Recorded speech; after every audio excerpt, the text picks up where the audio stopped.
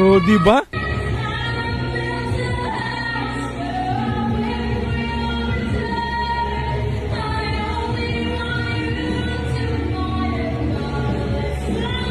Diba?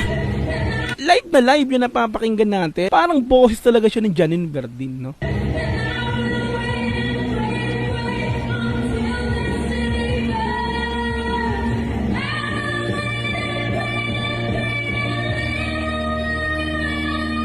Grabe!